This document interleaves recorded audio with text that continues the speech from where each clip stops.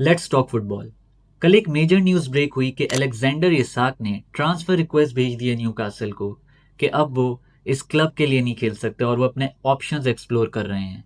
ये एक major breaking news थी जिसने या तो फुटबॉल फैंस को बहुत ज़्यादा एक्साइटेड कर दिया है या कुछ फैंस को बहुत ज़्यादा डर लगने लग गया है, क्योंकि अभी कुछ ही टाइम पहले इसाक के साथ अगर किसी क्लब का लिंक था तो वो था लिवरपूल, क्योंकि लिवरपूल को एक स्ट्राइकर की ज़रूरत थी और इसाक सबसे पहला नाम था जो उनकी लिस्ट में था।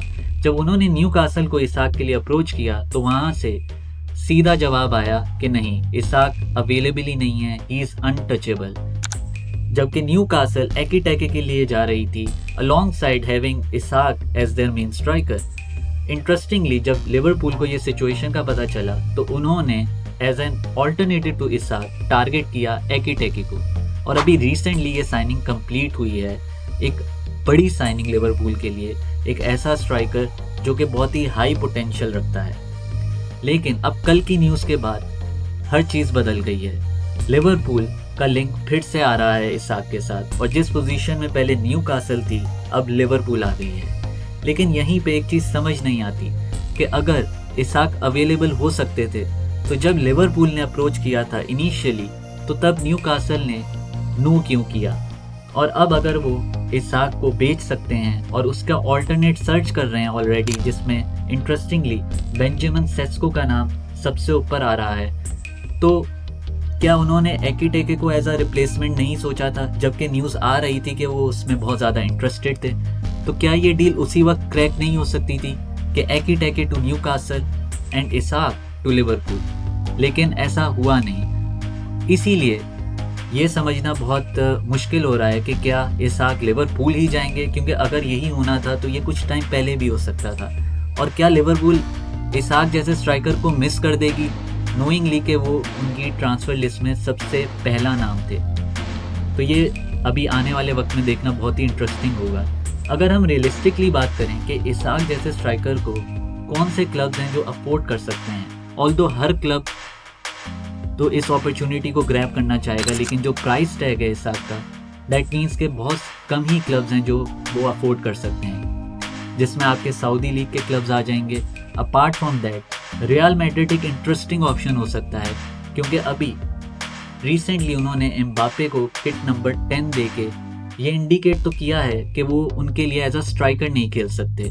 दैट मीन्स के स्ट्राइकर का स्लॉट रियल मैड्रिड में एम्प्टी है, और वो नंबर 9 क्या इसाक हो सकते हैं? ये देखना बहुत इंटरेस्टिंग होगा। लिवरपूल इंटरेस्टेड थी रॉड्रिगो में, अगर आपको याद हो, तो क्या ऐसा हो सकता है कि रियल मैड्रिड लिवरपूल को रॉड्रिगो बेच के वो फंड्स जो है इकट्ठा कर सके कि वो इसाक को खरीद सकें? ये एक पॉसिबिलिटी है जो कि आने वाला वक्त ही बताएगा कि क्या इस तरह होता है या नहीं होता। अपार्ट फ्रॉम रियल मैड्रिड, अगर हम प्रीमियर लीग की बात करें कि कौन से क्लब्स इसाक को अफोर्ड कर सकते हैं, तो मैनचेस्टर सिटी का नाम तो लाजमी आता है, लेकिन उनके पास ऑलरेडी हालैंड हैं, और हालैंड के होते हुए इसाक की साइनिंग नियरली इम्पॉसिबल लगती है। उसके अलावा आर्सेनल की बात करें जो कि नियरेस्ट राइवल रहे हैं पिछले साल की प्रीमियर लीग में टू लिवरपूल, तो वो गोरकेस को साइन कर रहे हैं। वो डील ऑलमोस्ट कंप्लीट होने वाली है, तो उनका इसाक के लिए जाना वो भी एक इम्पॉसिबल लगता है। अगर हम बात करें चेल्सी की, तो चेल्सी का जो वेज स्ट्रक्चर है उसमें इसाक फिट नहीं होते, और अभी कल ही की न्यूज़ है कि चेल्सी ने आउट एंड राइट रिजेक्ट कर दिया है कि वो इसाक के लिए नहीं जा रहे, और वो नहीं चाहते कि उनका नाम जो है वो लिंक किया जाए उनके साथ, क्योंकि उनको डर है कि इस वजह से प्रीवियसली भी बहुत सारे प्लेयर्स की प्राइसेस को डेलिब्रेटली इन्फ्लेट किया गया है। तो अब जो क्लब बचता है वो है मैनचेस्टर यूनाइटेड।